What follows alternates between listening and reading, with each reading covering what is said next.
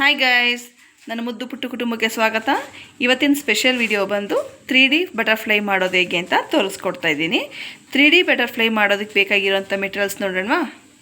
3D butterfly ಮಾಡೋದಕ್ಕೆ ಬೇಕಾಗಿರೋಂಥ materials colour sheet, scissors.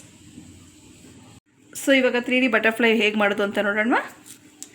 ಫಸ್ಟಿಗೆ ಶೀಟ್ನ ಟ್ರಯಾಂಗಲ್ ಶೇಪಲ್ಲಿ ಫೋಲ್ಡ್ ಮಾಡ್ಕೋಬೇಕು. ಎರಡೂ ಕಡೆ ಟ್ರಯಾಂಗಲ್ ಶೇಪ್ನ ಫೋಲ್ಡ್ ಮಾಡಿಕೊಂಡು ಆಪೋಸಿಟ್ ವೇವಲ್ಲಿ ಫೋಲ್ಡಿಂಗ್ ತಗೋಬೇಕು.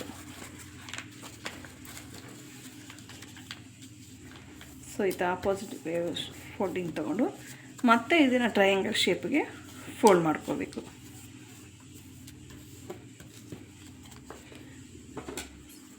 ಸ್ವಲ್ಪ ಕರ್ವಾಗಿ ಕಟ್ ಮಾಡ್ಕೋಬೇಕು. ಇದು ಆಪ್ಷನ್, ನೀವು ಬೇಕಾದ್ರೆ ಕರ್ವಾಗಿ ಕಟ್ ಮಾಡ್ಕೋಬೋದು, ಬೇಡ ಅಂದರೆ ಬಿಡ್ಬೋದು. ಸೊ ಮತ್ತು ಇದನ್ನು ಓಪನ್ ಮಾಡಿ ಒಂದು ವೇವ್ನ ಈ ಥರ, ಇನ್ನೊಂದು ಸೈಡ್ ವೇವ್ನ ಈ ಥರ ಆಪೋಸಿಟ್ ಫೋಲ್ಡ್ ಮಾಡಿಕೊಂಡು ಏನು ಟ್ರಯಾಂಗಲ್ ಶೇಪ್ ಇದೆ ಇದನ್ನು ಬ್ಯಾಕ್ ಸೈಡ್ ನೀವು ಫೋಲ್ಡ್ ಮಾಡಿ ಟ್ವಿಸ್ಟ್ ಮಾಡಿ ಪ್ರೆಸ್ ಮಾಡಿ ಮತ್ತು ಇದನ್ನು ಹಾಫ್ ಫೋಲ್ಡಿಂಗ್ ಮಾಡಬೇಕು. So butterfly is ready. So ಈ ಬಟರ್ಫ್ಲೈ ನಾನು ಸಿಸರಲ್ಲಿ ರೌಂಡ್ ಶೇಪಾಗಿ ಕಟ್ ಮಾಡಿರೋದ್ರಿಂದ ಈ ಥರ ಕಾಣ್ತಾ ಇದೆ.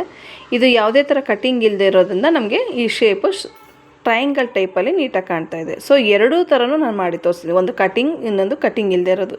ಸೊ ಈ ವಿಡಿಯೋ ನಿಮ್ಗೆ ಇಷ್ಟ ಆಗಿದರೆ ಲೈಕ್ ಮಾಡಿ, ಶೇರ್ ಮಾಡಿ, ಸಬ್ಸ್ಕ್ರೈಬ್ ಮಾಡೋದನ್ನು ಮರಿಬೇಡಿ. Thank you.